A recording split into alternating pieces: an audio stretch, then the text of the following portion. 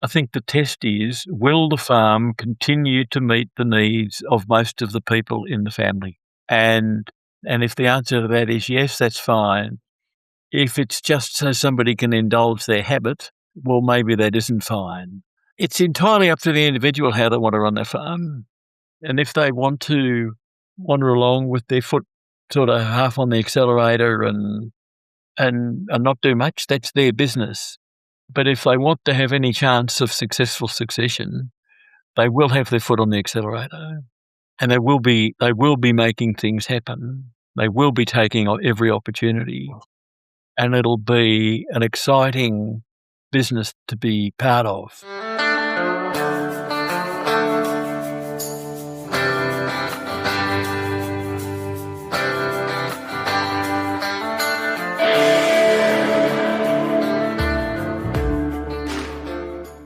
Welcome to the Profitable Farmer podcast, where we share stories and tips to help you run a better farming business and create your very own freedom farm.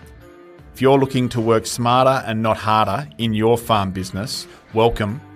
You're in the right place.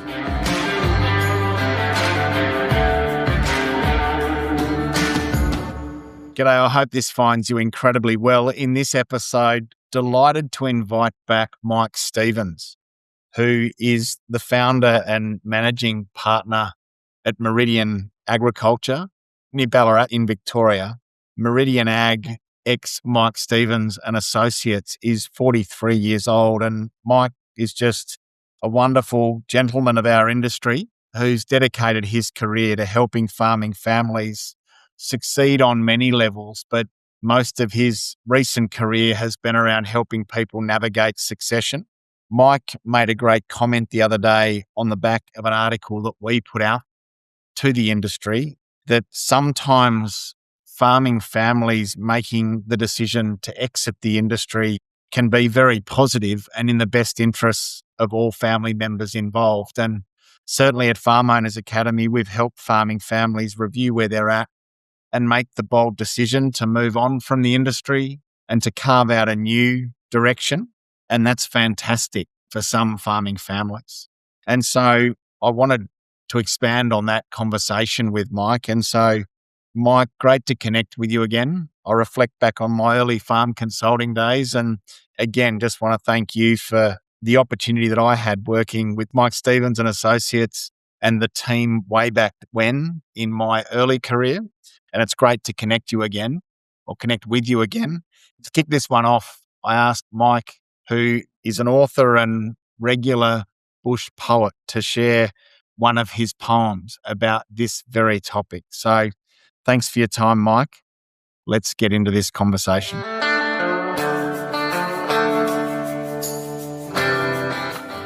It seems to be accepted on farms within Australia that selling of the family farm is somehow seen as failure.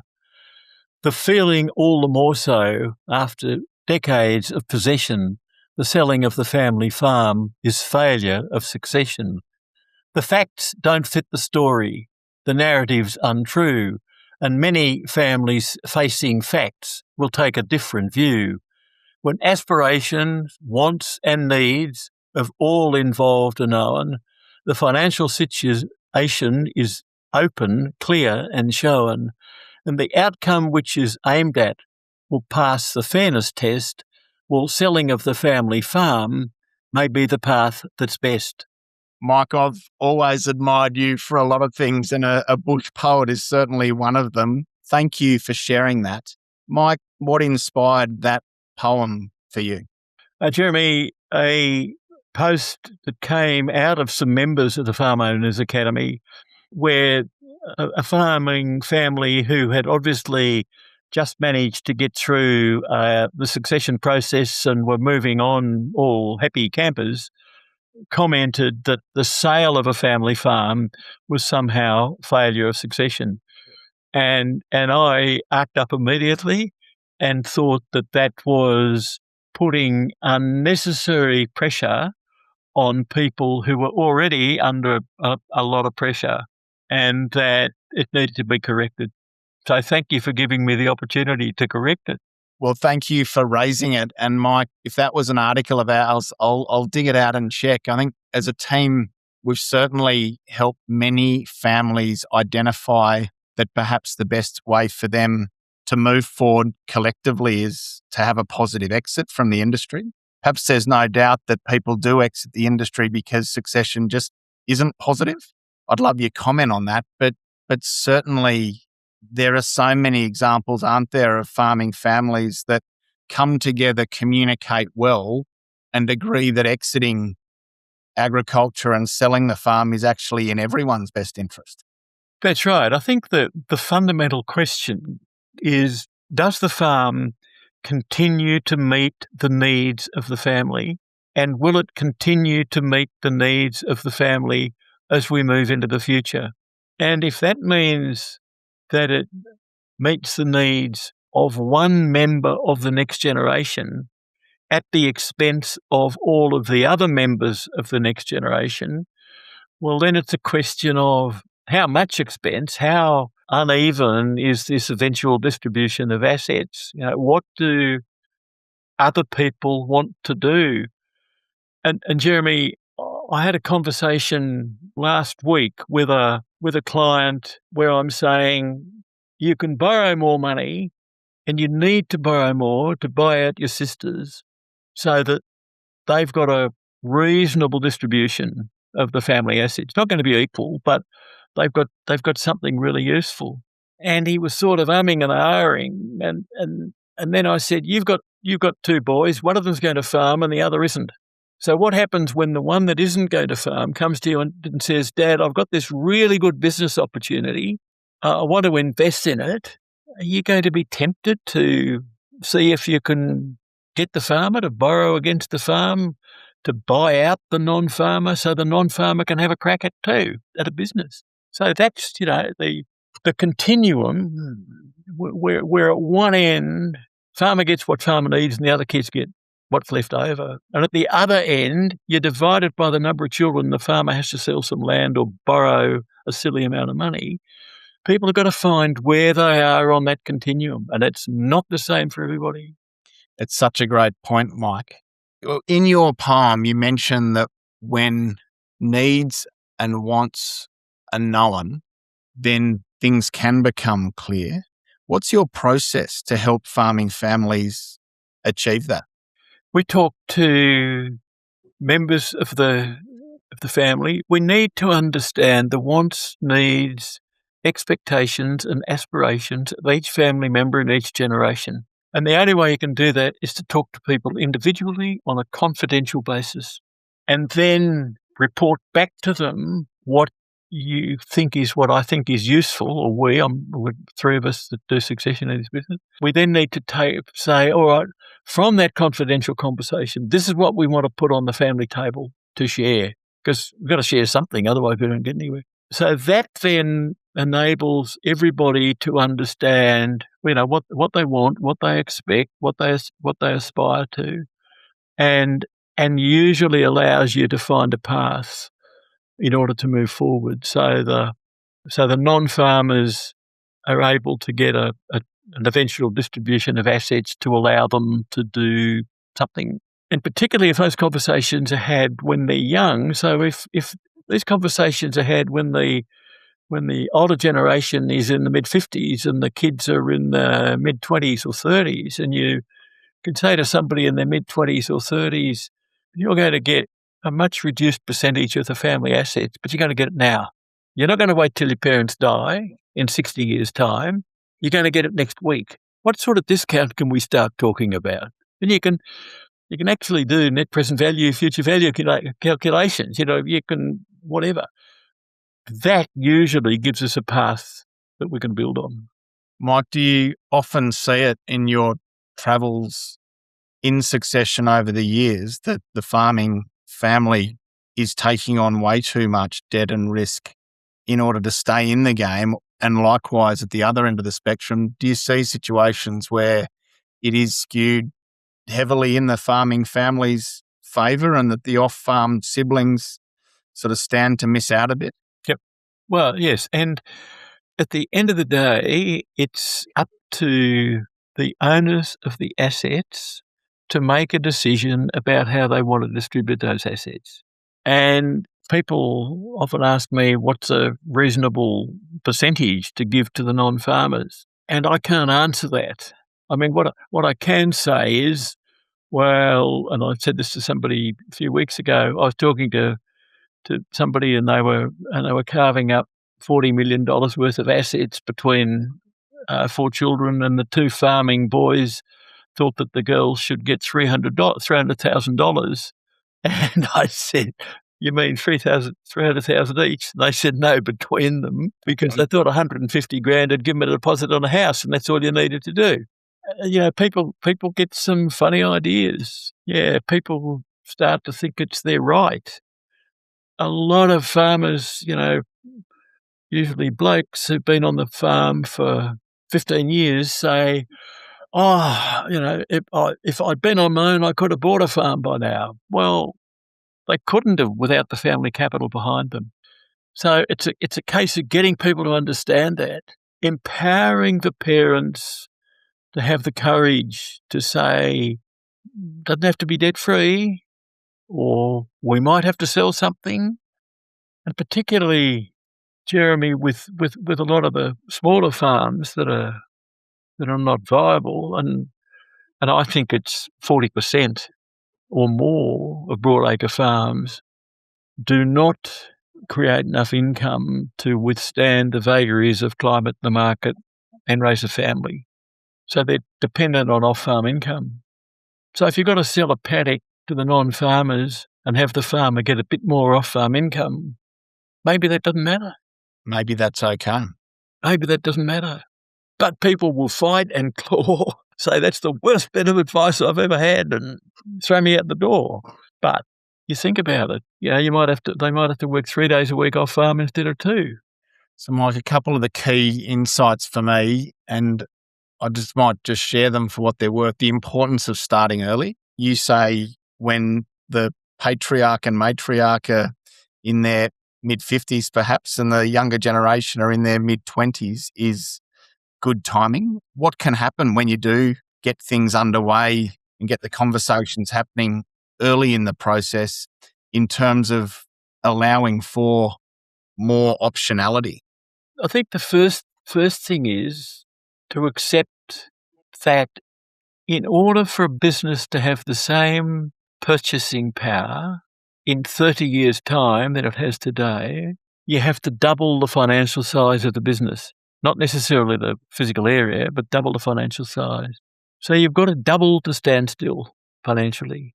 So unless you start working on it when the next generation are in their young 20s, you won't get there.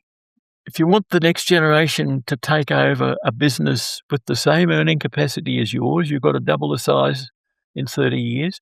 Then you've got to create funds for your retirement. Then you've got to create funds to be able to buy out the non-farming children. So it's a long, long game. If you start early, the chances of success because you've got time are better, but also the business will be better off. In my little study project that I did with Melbourne University, I called it an LSP.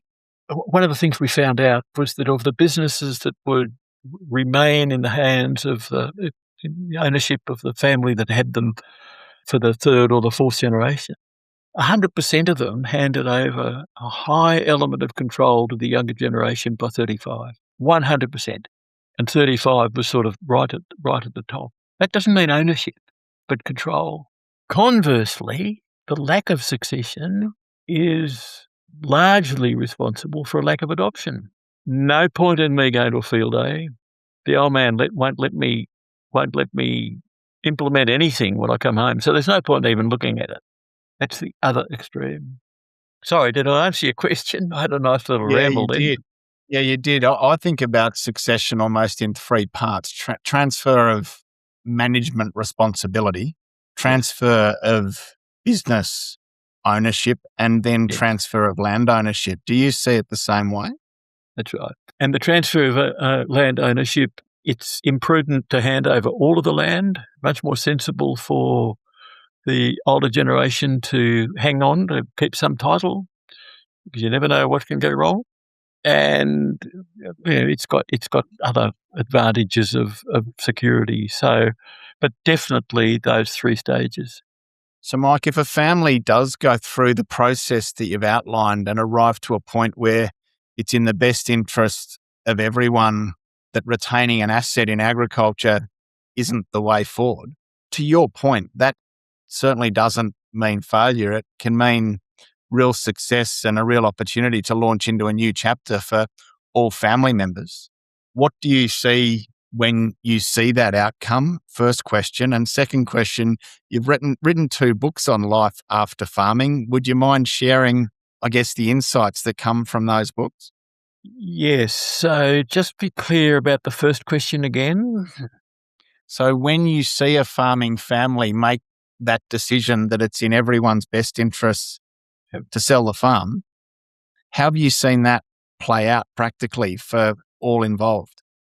Usually a fair period of adjustment for the bloke who was the farmer, often relief in the next generation, people being able to be a family.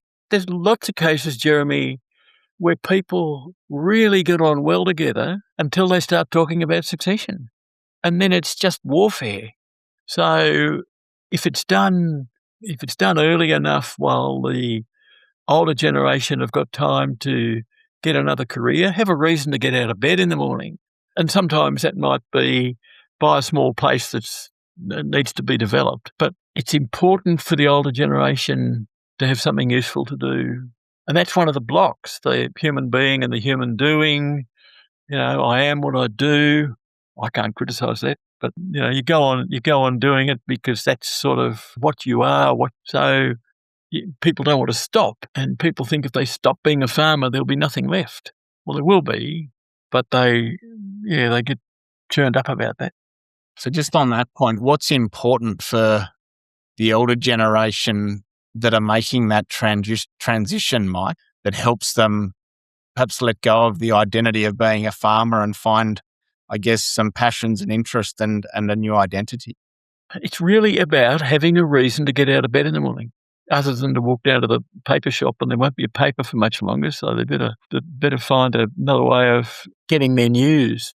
People have been active. They've had to go around the water, had to get the crop in, had to get it off, had to get the spraying done, had to all of these things that keep people busy. And then if they just stop suddenly without having developed an interest, or without, let's say, taking on something to develop, it could be a housing development project or a small block of land, but they've got to have something useful to do.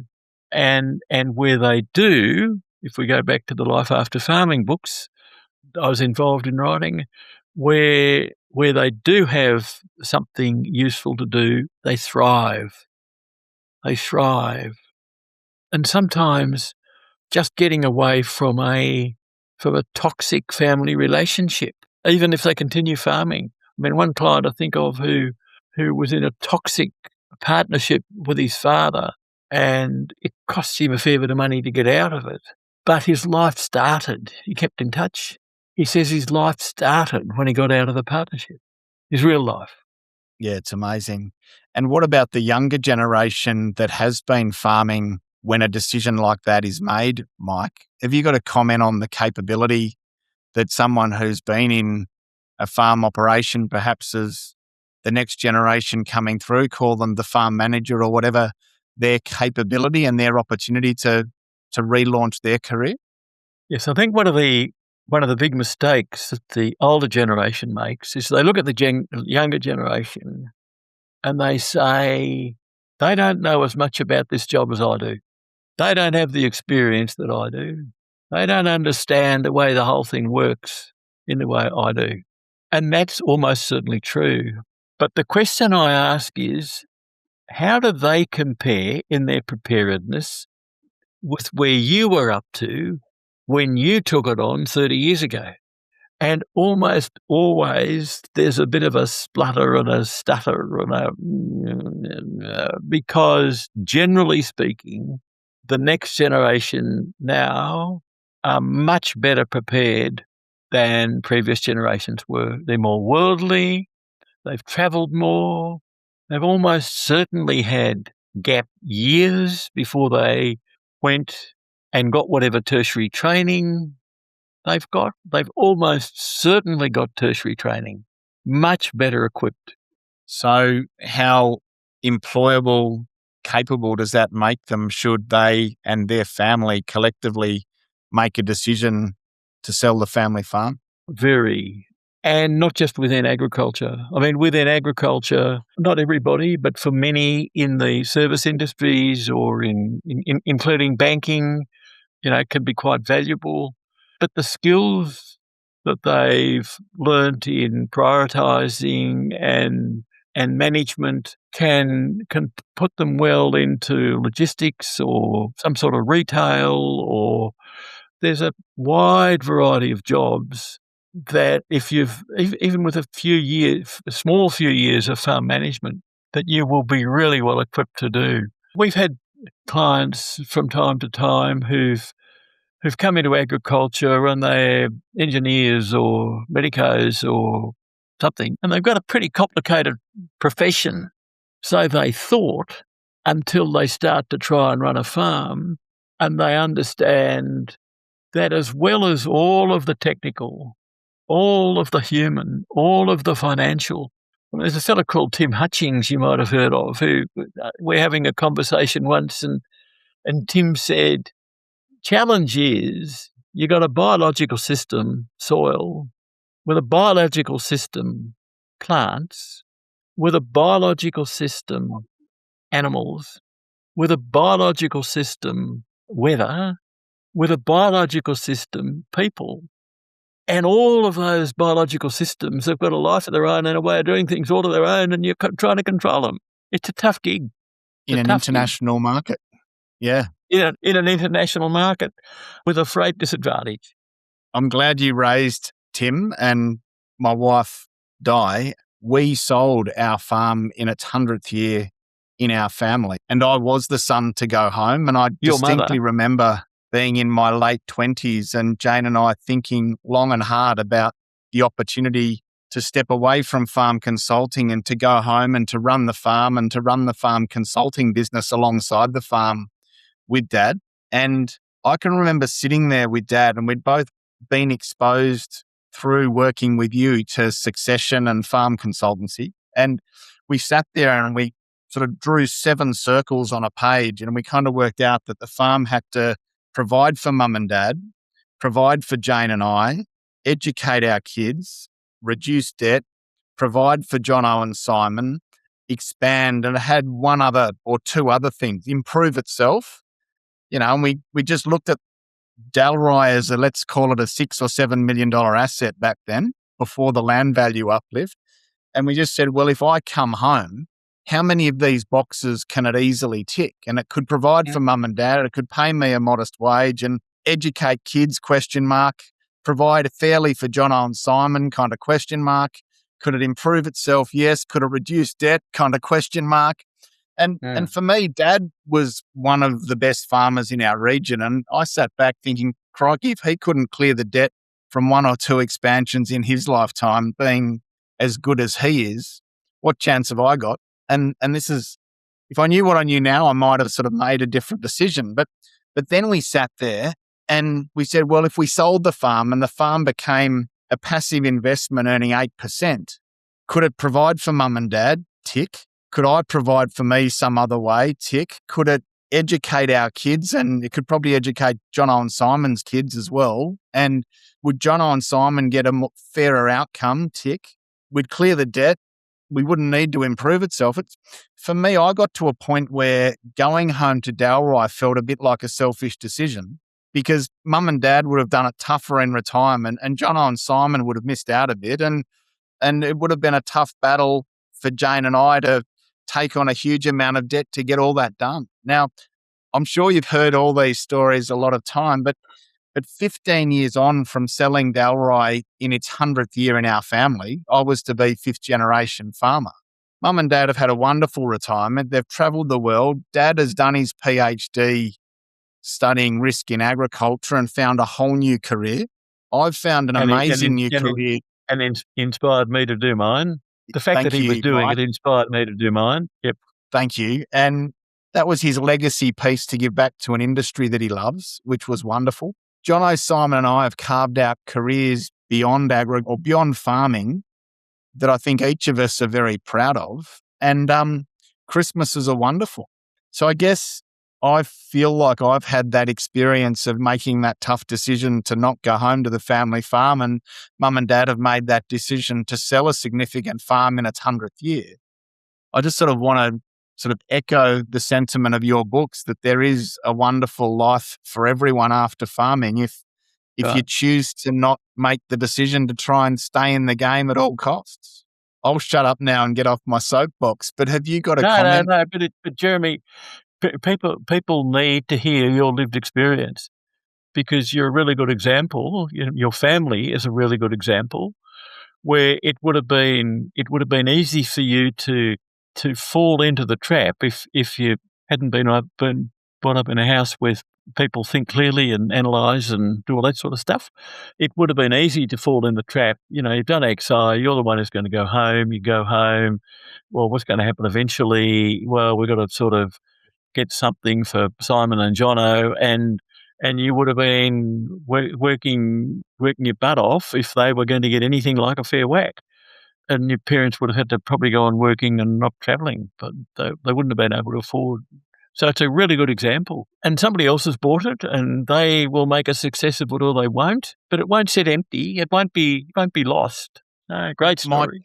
The other thing I reflect on is that I find it fascinating that we attach so much emotion to the patch of dirt. And, we'll even compromise relationships within our family in order to retain the patch of dirt. What I was amazed and surprised about, I guess, is when mum and dad relocated to town and we went to Christmas in their new house in town, all the memories went with them. So you sell the dirt, but you don't lose anything. You in fact can gain so much. So the real test is, does it meet the needs of the family? And, or in your case, you could actually ask a stronger question and say, how are the needs of the entire family best met? And that's probably the overall, the most important question. And some people say, well, we're in the farming business and that's it. I have had some uncomfortable conversations with people who say, no, we're in the farming business, so no, my son gets to farm, and the girls will get, they'll get something, but it's not very much. But look, that's because we're in the farming business. Oh, that's good, okay. So what happens if your son has children who don't want to farm, and your daughters have children who do? Oh, no, you can't control from the grave. No, that's too difficult. But it's a reasonable question. Because in that case, the farm won't stay in the family. And the branch of the family that owned the farm will be much better off than the branch of the family that didn't. Anyway, that's just one of those little things to stir people up. Land ownership, Jeremy, land ownership. It's a dangerous thing, land ownership. I might share another poem. I was just about to suggest your next thought bubble, Mike. I think it extends the conversation beautifully. So that was my thought bubble number 36, which must have been last week, I think. Sometimes I sit and ponder what life is all about. I see unrest and fighting, hear people yell and shout, observe the wars around the world and try to understand that nations' wars and family feuds are mostly about land. What's about land ownership that makes folk act so ill? When they die, it won't go with them, though they leave it in their will. In history, nations been and gone, and as I understand, that often they were weakened by fighting for more land. 60,000 years ongoing culture, here it's said, because first people don't own land, the land owns them instead. Food for thought. Wonderful, wonderful, Mike. So what is it with we Westerners wanting to own land and, accumulate land and hold onto it at all costs? even sometimes in spite of relationships. What is that psychology in your opinion? Having done a Churchill Don't and know. traveled the world studying succession, have you worked that out? Don't know. It's good psych. There's a good study there. When you get a few moments, you could do a PhD on that. Is there anything you think we can learn from our First Nations people, Mike? You've spent time in the outback, and I think you often travel into the desert. Do you have you picked up anything that we might learn?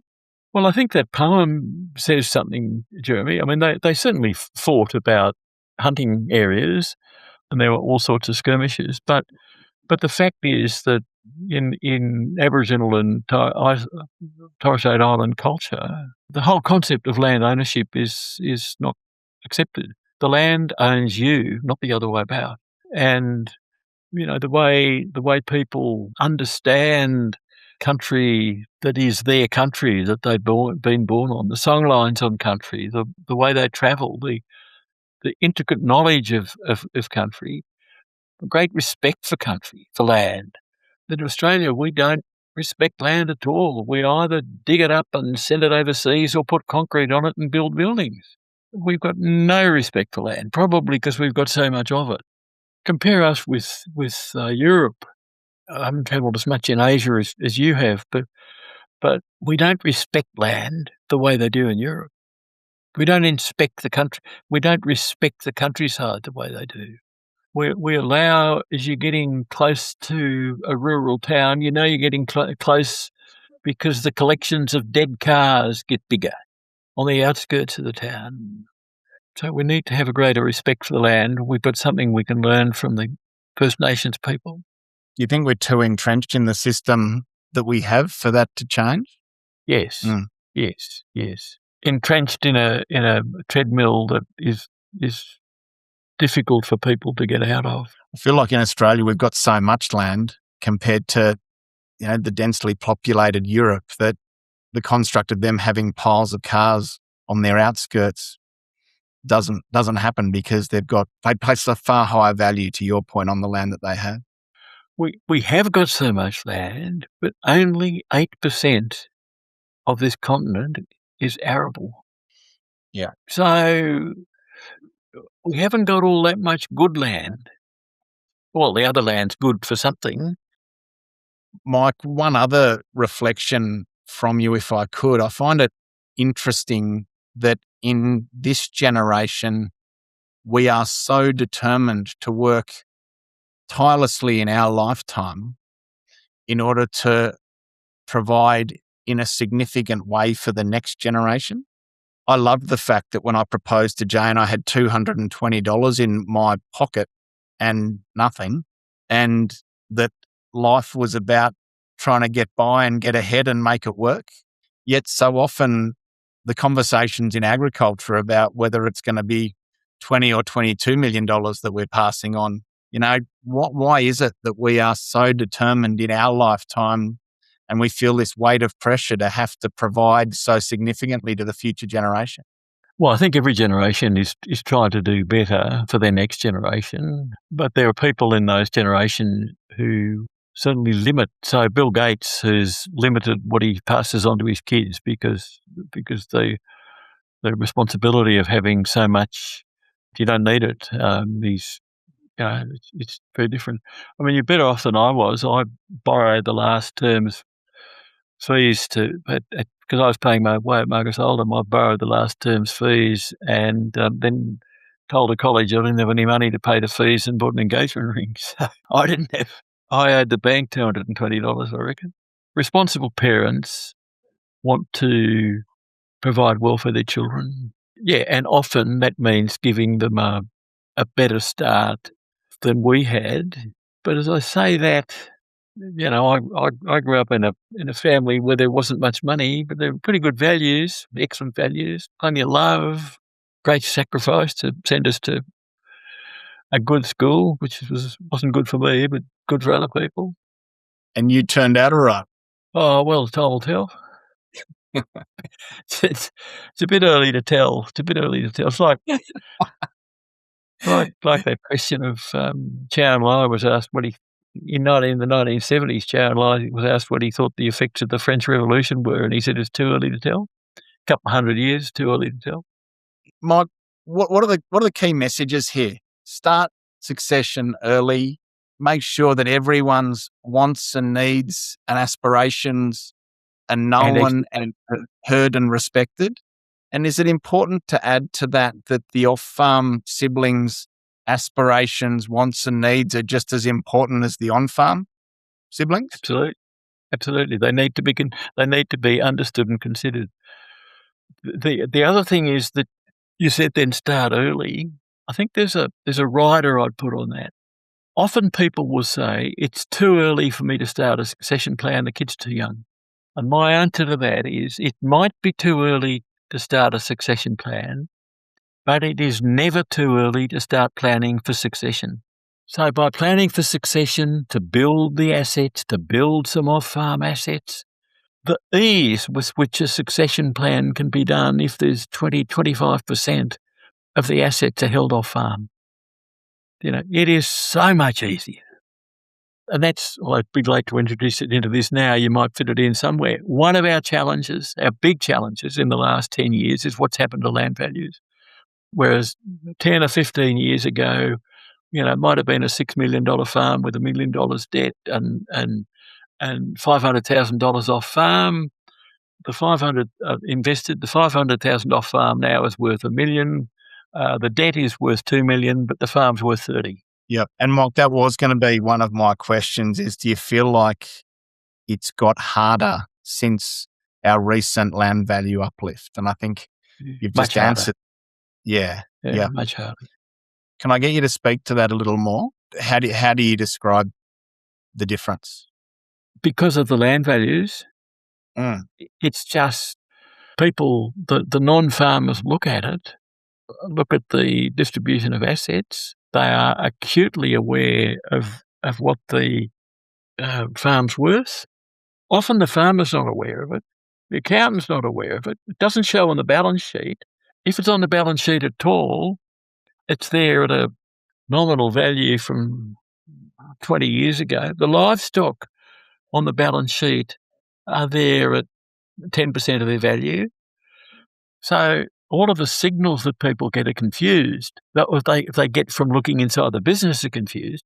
The signals they get from the market aren't confused at all. They're in the Stock and Land, the Land, the Weekly Times, all the time. So, yeah, people are inclined to say, well, hang on, I reckon we're getting a rough deal here. And Jeremy, there's some things about society. There's society in our lifetime there's a sort of a, well, what's in it for me generation? Expectations that, what's in it for me? Thanks, Mike. And just another question or two. What about the model where the business of farming is separated from the landowners of the land, and the model where the farming sibling takes on ownership of the business, owns a percentage of the land and leases other parcels of land from off-farm children with the right to buy? Do you see that model being used more commonly now than in history? Well, I see attempts of using it, but the challenge there is that if the lease rate is a commercial lease rate that compares the investment in land with if the money was put somewhere else in shares or something, the farmer won't make any money. Some of the bigger cropping and mixed farming businesses might be returning 5% annual, but the vast majority around 2%. So as the non-farming sibling with the investment in land, I'm either going to get an annual rental or lease payment which is bad in comparison to where I could put the money somewhere else, or my sibling is going to be paying an amount at which they won't make any money. So there's a real challenge there. Sometimes, if there's no other way of leaving land, of providing for the non-farmers other than with land, what we do is to make it clear that the lease price of that land has to be set, and we set it at a market value in 2026, and then it's indexed. And it's a discounted price, and everybody knows it's a discounted price. And then when the land is, if the land ever is sold, there's either agreement that it's sold with a formula in relation to that price, so it won't be sold at market value, it'll be less than market value, or it's agreed that it'll be market value, in which case it'll probably go out of the hands of the family. If any of those things are being done where land is being left, the one thing that I implore people to do is to make sure that it's separate parcels of land in separate ownership, not, well, there's that 1,000 acres down the back there and we can give it to the two non-farmers as tenants in common, or some sort of joint ownership where it's expensive and difficult for one to get out if the other doesn't want to, or one to buy the out if the other doesn't want to. And I, particularly with capital gains tax, it's a nightmare. Thanks, Mike. A profitable business doing 4, 5, 6% return and tracking towards the top 10% in industry, how much more potential is there for a positive succession where there is a profitable business that is professional and well run sitting on top of the land? It's chalk and cheese. I mean, at that sort of, if they are getting 5% and they're getting capital gain as well, capital gain's not liquid, so there's an issue there. If they're getting 5%, particularly if they've got a bit of scale, if you're getting 5% on a 200 hectare farm, that's not going to help you. So you need to have scale, which, you know, I think at a minimum now for farm business, which is going to be genuinely able to withstand the vagaries of markets and seasons and provide for the family and grow, a minimum of 10,000 DSCs or 1,000 hectares of crop.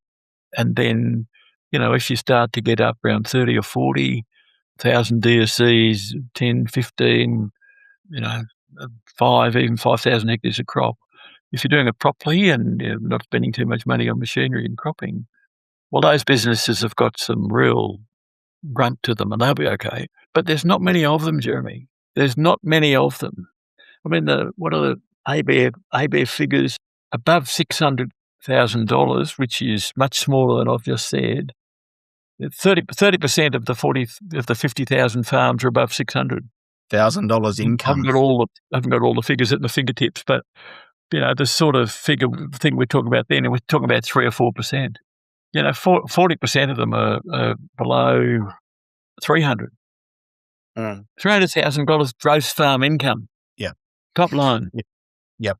Challenge people to stress test their business model and look for ways to uncover $1 million baseline income in a normal year as really the first threshold to build a really sustainable going concern that can support one family very well.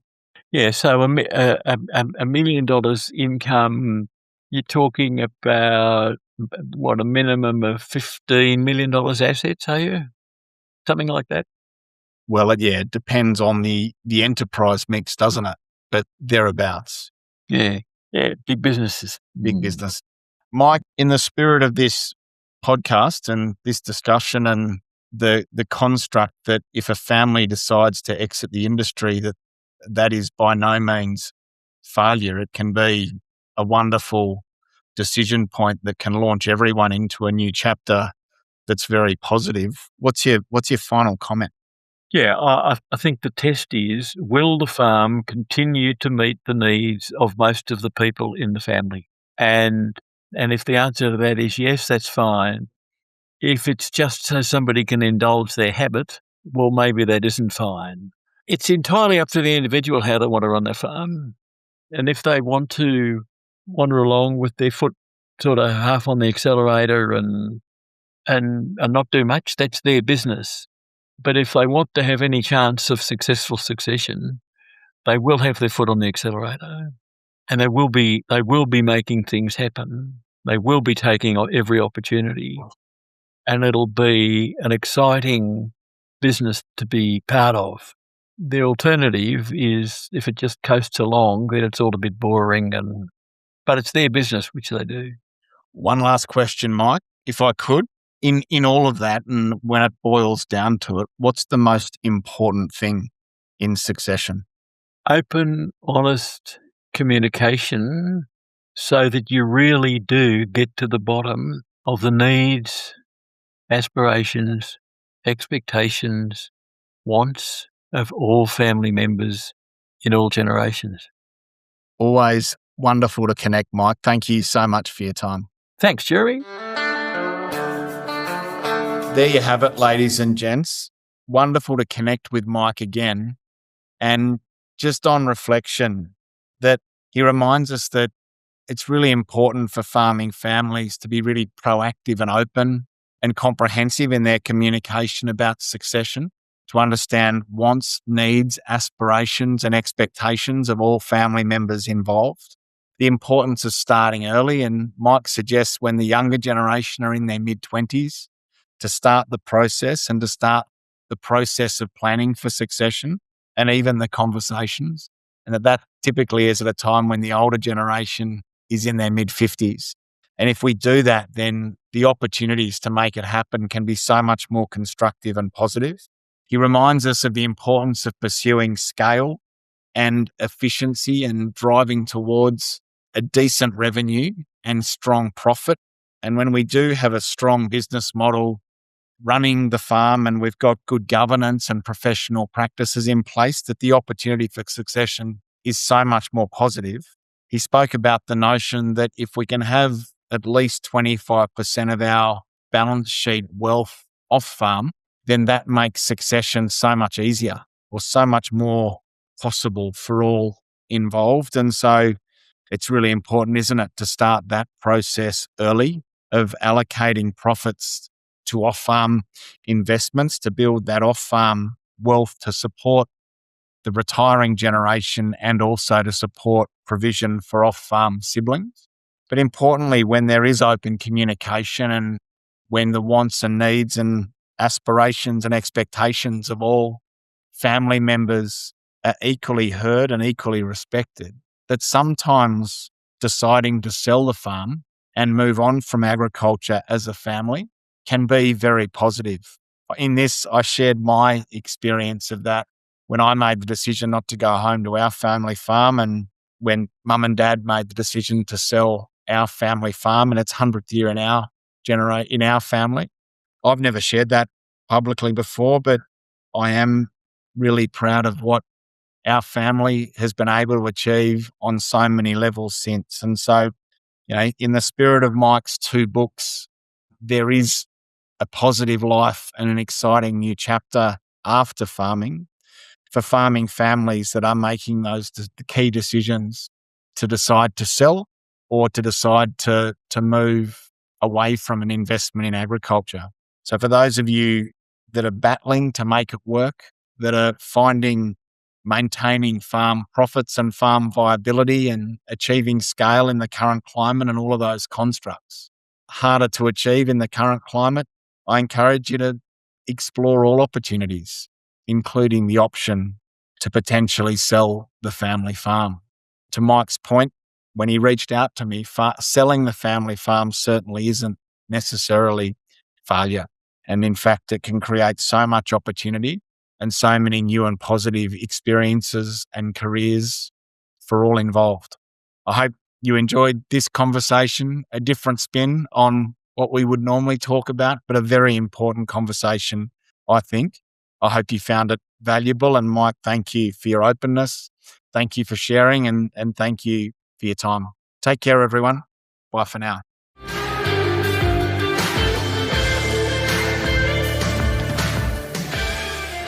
Thanks for listening to another episode of the Profitable Farmer podcast by Farm Owners Academy. If you're new to this show, be sure to follow us. If you've been a long-time listener, let your friends know about us or come continue the conversation in the Profitable Farmer Facebook group. All the best as you grow your business and create your freedom farm. Until next time, keep being incredible.